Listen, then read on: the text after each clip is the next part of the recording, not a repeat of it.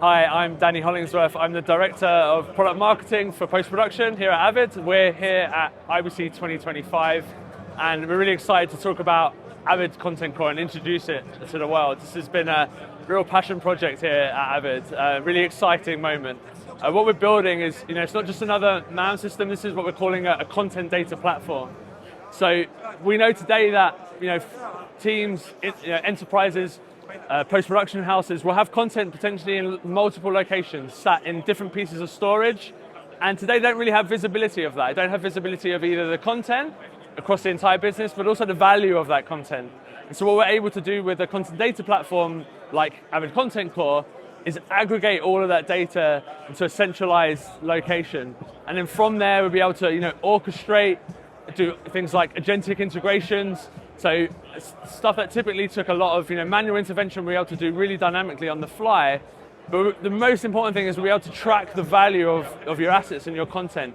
And the way we will do that is we'll give that content a unique identifier that will travel all through its life cycle. So from the point that it arrives in Avid Content Core, no matter where it goes, through the core, or obviously outside into the world beyond, we'll be able to track that. So it's about tracking the value of both your investment in terms of the content, the production, and also your investment into your ecosystem.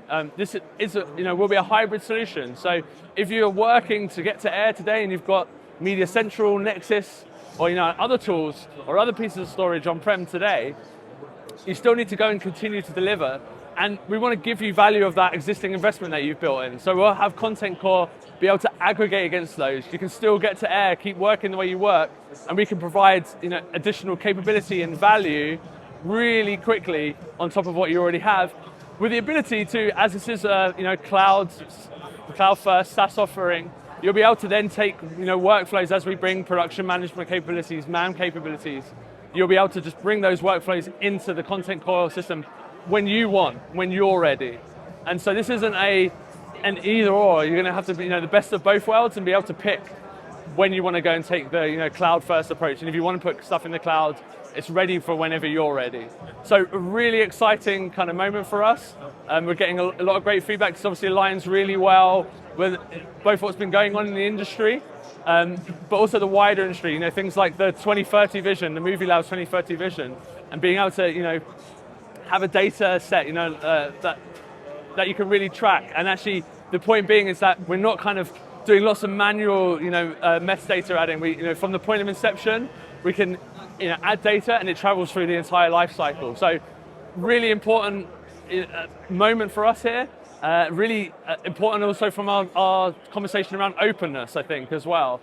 Integration is going to be really key. It's not just about having a creative platform, but it's about a platform that gives you a real visibility of your revenue. And to be able to do that, we need to plug in to tool sets and other technologies which maybe in the M&E space, in the media and entertainment space, we may have never integrated with before, or some systems would do content, some systems would do revenue.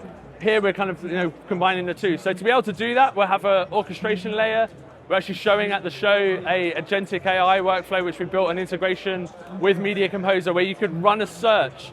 Search is obviously going to become really important in Avid Content Core. Suddenly you've got assets that traditionally you've not been able to search all against, all available to you through one single pane of glass. So you'll be able to run a search, and what we're showing here at the show is run a search, but then also create a workflow for the back of that. And that workflow wasn't built through lots of manual integration, lots of manual scripting. We did that leveraging agentic workflows to be able to take that search, and then from that search be able to build a bin, be able to build a sequence, do a lineup, all of that done in a completely automated way with very little touch in terms of a manual kind of script and manual building. We did that very rapidly before the show as a proof of concept. And hopefully it shows people that you can integrate to stuff that traditionally maybe you wouldn't have been able to integrate to, or it would have taken a lot of time, a lot of energy. So it's going to be really open. It's about content being able to get into the system in a really open and easy fashion. But also content flowing out or data flowing out as well, right? It's really important that we have, yes, we've got Avid Content Core at the core, but we need to be able to plug in and out with multiple different third parties and other tool sets maybe which we would never have traditionally thought about integrating with. So really exciting. I think it's a really exciting moment for both obviously the broadcast industry where they've got lots of sites where they need to aggregate against, but also for post-production. Suddenly we'll be able to provide value and the capability in a really rapid way with very light, zero footprint potentially, right? So really exciting tool for, I would say, the entertainment industry, M&E industry as a whole. So great moment, great to be here at IBC. Coming down, if you're at the show, still time to come and have a look. If you're not, expect to see more from Avid Content Core in 2026, which is when we plan to release. Thanks for your time.